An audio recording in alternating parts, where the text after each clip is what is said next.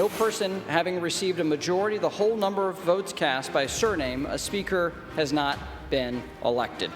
There are a number of people who are in tough districts who, with Jim Jordan as speaker, are even tougher districts. Justice must be done. But I caution this: while you feel that rage, don't be consumed by it. Hello, I'm Major Garrett in Washington. Welcome to America Decides. This, I think we can all agree on. When your chaplain warns you about your cacophony of chaos, you know you're in trouble. Those were the words of Margaret Kibben, chaplain of the House of Representatives, used this morning before the House, nominally run by Republicans, lurched toward another inconclusive vote to elect a speaker. The current Republican nominee, Jim Jordan, lost ground, falling 22 votes short of the necessary 217. This after falling 20 votes short yesterday. This is not what momentum looks like. Proving yet again to become Speaker of the House, you need to count votes better than you can spin reporters. Jordan's camp hypes well, but counts poorly. Twice as many Republicans now oppose Jordan's elevation as Speaker as supported Kevin McCarthy's ouster from the Speaker's office more than 2 weeks ago. The House has not functioned since McCarthy's dismissal. That means the party running the House is confused, impotent, and lost. You can be forgiven thinking, oh, just wake me when there's a speaker. I promise, we will. But first, the majority party must rouse itself from this directionless legislative daydream. Robert Costa and Scott McFarland join us now. Robert is CBS News' chief election and campaign correspondent. Scott is a CBS News congressional correspondent on Capitol Hill. And Scott, let's start with you. To the best of your ability, state for us the current state of play. Things are unmistakably going in the wrong direction for Jim Jordan in his pursuit of the speakership. The other Republicans who've defected from his camp have been pretty emphatic as the night began. He's going to lose more votes the next time this comes up to a ballot. We caught up with Jim Jordan a few moments ago. Let's take a listen to that, and I'll tell you what happens next. How long do you think this is going to go, Mr. Jordan? Till we get a speaker. Going to get back out there and vote tonight? I don't think we're going tonight, but I got to talk to Patrick about the schedule. So what are the concerns with Jim Jordan among those who voted a different way? Well, some of them are in very much purple districts, or districts that President Biden won in 2020, including suburban New York City, Detroit, California. And one of those New Yorkers, Anthony D'Esposito, told us that he doesn't like Jordan's voting record, among other things, that he headed the country towards a government shutdown before, was not on the right side of a vote on 9/11 funding. And these are not votes that are going to be easy to change, but there's also this other inescapable reality. There are more and more members over the past 48 hours talking openly, including to cameras, about their proposal that Speaker Pro Tem Patrick McHenry be given this job on a longer-term basis and that his portfolio should be broadened. Republicans have been speaking outwardly about this for quite some time, and now there are some Democrats jumping in, telling me that they might support Patrick McHenry getting the job, at least on a short-term basis, just to reopen the House, to get legislation flowing again, to ensure aid for Israel and Ukraine and no government shutdown. Major, I expect those calls to increase in frequency and volume tomorrow. Robert, you and I have talked about this. We've been reporting on it all week. What would you say, based on your reporting, is the current attitude and state of play with this idea of enlarging the powers of the temporary Speaker Pro Tem, Patrick McHenry? It's definitely, as Scott said, a fallback option people are looking at, but it has some constitutional and legal questions. What does it mean to be Speaker Pro Tem of the House? I mean, it's a ministerial role meant for a crisis moment to facilitate the Speaker election, and to expand its powers could be within the rules, but it could also be challenged when it comes to war powers, legislating, appropriating. And it would need Democratic buy-in. And as I've talked to Democrats, as I'm sure you have too, they would want some concessions before they would agree. They would. And this would be an open House floor vote like everything else. It'd be a very open vote. And Hakeem Jeffries, the Democratic leader, has been positioning himself as someone who's willing to listen to Republicans, but he's not going to approach first. He knows he's in a leveraged position. Right. Scott, it is my sense in this idea of a fallback position. But, of course, Jim Jordan would have to withdraw and no one else seek the speakership, a lot of other things. But just focusing on the Patrick McHenry question for a moment, it's a conversation, but it strikes me as there would have to be some actual negotiations to commence before this really become something operative. True? Yeah, and it's going to involve a bipartisan coalition of Republicans and Democrats. And that's just going to rub any number of Republicans the wrong way at this moment in time, in which acrimony is palpable inside the Republican conference. There is this toxic stew, Major, of animosity, anger, and antsiness among House Republicans 2 weeks into this standoff. And cutting a deal with Democrats is just going to go over like a lead balloon with some number of members of the conference. I talked to 3 Jim Jordan supporters late today: Tim Burchett of Tennessee, Chip Roy of Texas, Byron Donalds of Florida, all of whom, Major, says Jim Jordan should go back on the floor, continue trying to push this towards a successful vote the way Kevin McCarthy did. But I got to tell you, Major, in this unique moment where you have this coalition of, in some cases, moderates opposing Jim Jordan, this opposition feels bulletproof. I mean, these opponents of Jim Jordan inside his own party are making the rounds here at the Capitol, doing interviews and championing their opposition. It doesn't feel like it's about to buckle anytime soon. For both of you, I want to play an interview I just got finished doing with Ken Buck, Republican from Colorado, in the Against Jordan column twice now, talking about what he thinks will happen to the prospects for Jim Jordan if there are more votes for him to be elevated as Speaker. Let's take a listen. I think he bleeds 3 or 4 votes this next time, maybe a little bit more if he goes to the floor a 4th time. What he's counting on, there's a lot of grassroots support for Jim Jordan. So the phones are ringing and people are making demands, and there are a lot of members who have folded as a result of that. But more and more members are going to be able to say, I voted for him the first 2 times, now we have to move on and find a speaker. Robert, how does that strike you? Some members saying, look, I was a team player round 1. I was even a team player round 2. But I can't keep doing this. Does that strike you as something that is not just Ken Buck's opinion, but a plausible, likely scenario for this to play out? I think that's right. I also think it's interesting you got to sit down with Congressman Ken Buck of Colorado. I mean, he's an intriguing figure in all of this, someone who's been a face on the right wing of the conference for a long time, but has become somewhat of a truth teller about this process. He's even stirred a few chuckles out of me. He's voted for Tom Emmer, the Minnesota Republican, in recent days for Speaker, and he has said he's voting for Emmer because he doesn't really like Emmer and he doesn't think someone good should be in the job. So you say to yourself, what kind of surreal moment are we in politically when someone like Ken Buck is voting for Tom Emmer because he doesn't like him for the job? Because no one's really stepping forward. I still think, though, Tom Emmer is someone to watch right now. Could Tom Emmer, the majority whips, they're all waiting, as Scott was saying, to see, does Jordan go back to the floor for another round of political pain? But even in politics, there's only so much pain you can take. Kevin McCarthy got through more than a dozen ballots. But for Jim Jordan, if the writing's on the wall, when does he step away? No one wants to push Jordan out because of his political capital on the right. But if he eventually does step out of this race, I'm watching Tom Emmer beyond just the Patrick McHenry question, because at the end of the day, so many Republicans I've been speaking with, they would like a speaker, not just a speaker pro tem. Right. Scott, another thing that Ken Buck told me is he thinks it might be possible that there could be a power-sharing arrangement organized between Jordan and Scalise, wherein Scalise would become the speaker and Jordan could become majority leader. As Ken Buck said it to me, it's 3-dimensional chess. I don't play 3-dimensional chess. I'm just a humble reporter like you. Do you think there's any possibility that what Ken Buck said, this power-sharing arrangement, might actually come to fruition? Oh, they'd have to mend some fences for that to happen, because there really has been some bad blood formed between supporters of Steve Scalise and supporters of Jim Jordan through this ugly process. And that's what's so pernicious about this standoff, and one reason why it may last quite a long time. The process itself, the tactics, have enraged some people here.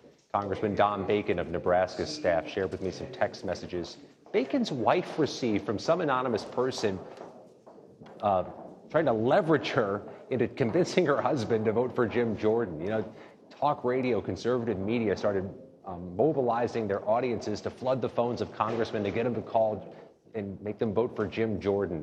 That type of tactic is not going to be forgotten easily, even if Jim Jordan didn't singularly direct it. Some of Jordan's supporters may have their fingerprints on it, and you're going to have to mend that fence with Steve Scalise, with the defectors in the conference, and everybody here at the Capitol, all of whom have long memories. And Robert Costu, about 40 seconds left. Mending fences is work that, as Scott accurately points out, needs to occur, but I don't see or detect yet fence mending efforts. They're still trying to maneuver, and ambition is on full display. This is not just one party in the House GOP. It's numerous political The five fiefdoms. families, as we say. It's beyond even five families. That's a mafia term. This is numerous fiefdoms with crossover relationships, and it's so hard to. It's not even like that old phrase they use in politics, herding cats. Herding cats is easy. Compared to this. This is like reminds me of a game of Risk we used to do in our basement. You'd have like 5 different boards at once. This is good luck to whoever gets the gavel. Game of Risk in the basement of Bucks County with Robert Costa. Brian Fitzpatrick's always welcome. He's from Bucks Sorry County. I missed that. I really am. Robert Costa and Scott McFarland, thank you very much. Next, we're joined by House Homeland Security Committee Chairman Mark Green to discuss, among other things, today's speaker vote, as well as the latest from Israel. You are streaming America Decides.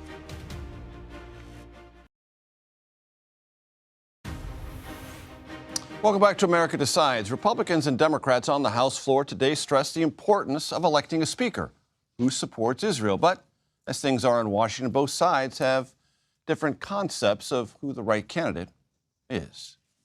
So at a moment of crisis, and we are in a moment of crisis, we should come together and act. And we know we can't do that without a Speaker of the House. The gentleman from Oklahoma mentioned one of them. Supporting assistance to Israel, but what he left out was assistance to Ukraine and our national security objectives. Tennessee Republican Congressman and Chair of the House Homeland Security Committee, Mark Green, joins us now. Congressman, very good to see you. We'll get to Israel and other matters in a moment that are important to the jurisdiction of your committee, but I want to get your impressions on where things stand with voting to elect a Speaker of the House of Representatives. I know you support Jim Jordan. Ken Buck, Republican colleague from Colorado, told me just a couple of minutes ago he expects in subsequent votes, Jim Jordan will, in his words, not mine, bleed votes each and every vote. Do you believe that's what's going to happen? What's going on the floor of the House right now and throughout the House is this process of coming out with a speaker. And it's ugly. And as you mentioned in your previous monologues, there are various sections of our conference. We don't work like they do, robotically following the leader. We have independent thought, and we have guys who represent different districts, and they're all, trying to pick the best person for them and for their district. It's challenging, but we will get it done, and I think Jim Jordan will be the speaker. When do you think that will occur? Well, hopefully tomorrow. If it were me, I'd be voting tonight and continuing to vote. That's kind of how Kevin did it in January, and I think that's the best way to go. But they've chosen to work the noes this afternoon and this evening, and hopefully they'll get enough across the finish line for tomorrow. What does it tell you that they worked the noes last night and there were more of them today than there were yesterday? Well, they actually moved it, the total number. You're right. He picked up a couple of them and was expecting a few others. And again, there are protest votes. People have to say, I voted initially no, and then, he's the guy, that's who it's going to be. So then they changed their vote the other way. There were a couple of people who did that too. So they're just going to continue to work them. One of the things you have to remember too is Jim Jordan is more popular than McCarthy in most districts in the country, more popular than Joe Biden, and more popular than Hakeem Jeffries. So if you do the popularity contest, approve, disapprove, Jim Jordan's, and so those folks are calling their congressman and tell them, hey, we like Jim. Do you have any support at all, or can you imagine yourself ever supporting a move to temporarily enlarge the powers of the Speaker pro tem? My concern there is the constitutionality of it. And so from my understanding and some legal counsel that I've gotten, I don't believe that's an option. And so we have to get to a speaker. And that's why I said we should be on the floor right now voting. We have to get this done and get it done fast. On to Israel. What is your current assessment of the situation there?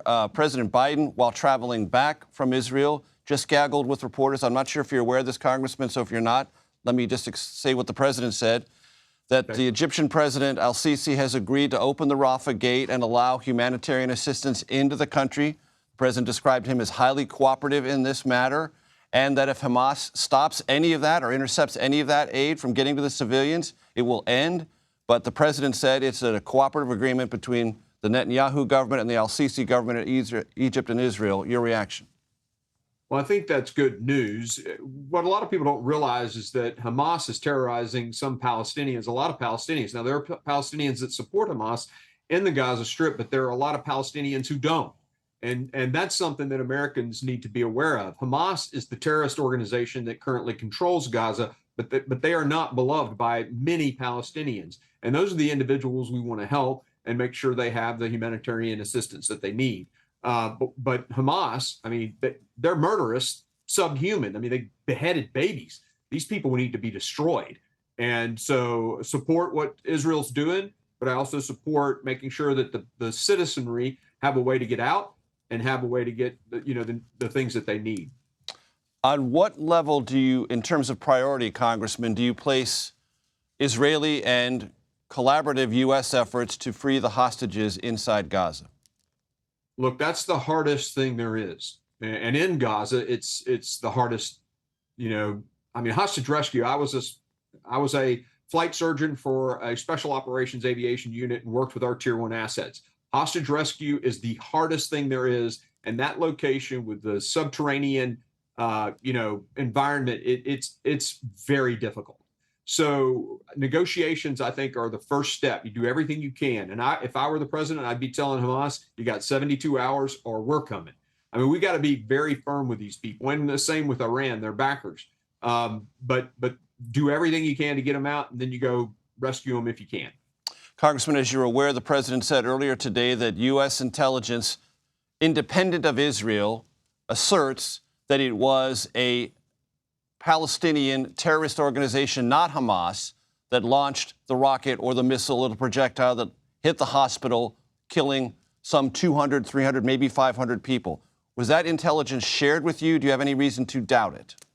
I've seen the videos on sort of the backside of it. And yes, I have seen both from my friends, when I was in the special operation community, I have friends that are still in the IDF, and they've sent me video. And I've seen what our government has, and so I'm 100% certain this was not Israel. This was an errant rocket that probably potentially hit some ammunition supply areas. And therefore, the blame lands upon those who fired it, and you are convinced it was not Israeli Defense Forces. I am 100%. And do you believe that should in any way shed additional light on the moral equation of this conflict? Well, collateral damage, this is total war in a way. I mean, and we haven't fought total war in a really long time. I mean, Americans tend to, not think of it the way it was back in World War II. That's been a long time ago in our history. So these guys came into Israel, cut babies' heads off, raped women. I mean, so the concept of war has to change. That concept means more collateral damage. And while Israel does everything that it can to limit that and minimize that, there will be some. Now, the bad guys, the Hamas terrorists and folks like that, they don't care. They don't care about collateral damage. They want collateral damage. So from a moral equation, I'm not sure it really tips it any for me, because, I mean, we're approaching this thing from two different sort of standpoints. One group that wants as many casualties killed as possible, and one, Israel, the United States, the West wants as little as humanly possible. So the moral equation doesn't change. Tennessee, I want to emphasize, Tennessee, Congressman and Republican Mark Green, thank you so much for your time. Thanks, Garrett. You can always call me Major. President Biden made it clear while in Tel Aviv that the United States stands with Israel. Next, we look at his visit and its impact on this raging conflict. You are streaming America Decides. Welcome back to America Decides. President Biden spent his time in Israel reaffirming the United States' support for its longtime ally. He also advocated for safety and protection of Palestinian civilians. Senior White House correspondent Weijia Jiang joins us now. Weijia, this is a fast-moving story. I understand you have developments at the White House about an Oval Office address from the president forthcoming. That's right, Major. The White House just announced that tomorrow night he will make remarks about the brutal Hamas terrorist attack on Israel, according to this release, as well as the ongoing brutal war against Ukraine. And I think that's notable, Major, because just today the president said that he was going to, at some point this week, ask Congress for an unprecedented aid package for Israel. And we know through our reporting that that is actually part of a much broader deal, in total about $100 billion that would last for a year as supplemental funding.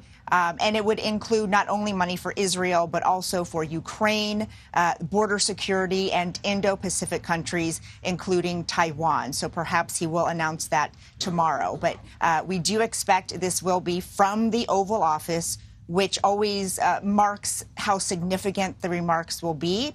And it is in prime time at 8 p.m., which, of course, we will be covering on CBS News. And Weija, the president also did something unusual for him and for this White House. He talked to reporters aboard Air Force One about not only the situation with Israel, but also concerns and breakthroughs possibly about Palestinian relief. What can you tell us there? Yeah, this is the first time President Biden visited the press cabin with on-the-record remarks, which again tells us how important it was for him to get this message out. And he announced that the president of Egypt, al-Sisi, agreed to open the humanitarian corridor to allow up to 20 humanitarian aid trucks in to bring supplies to Gaza. Of course, it's not only Egypt that has a role in this, but Israel. And he spoke about that while on the plane. Take a listen.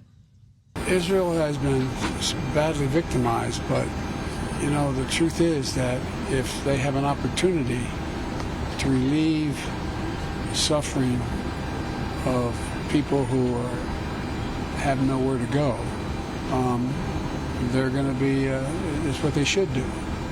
And if they don't, they'll be held accountable.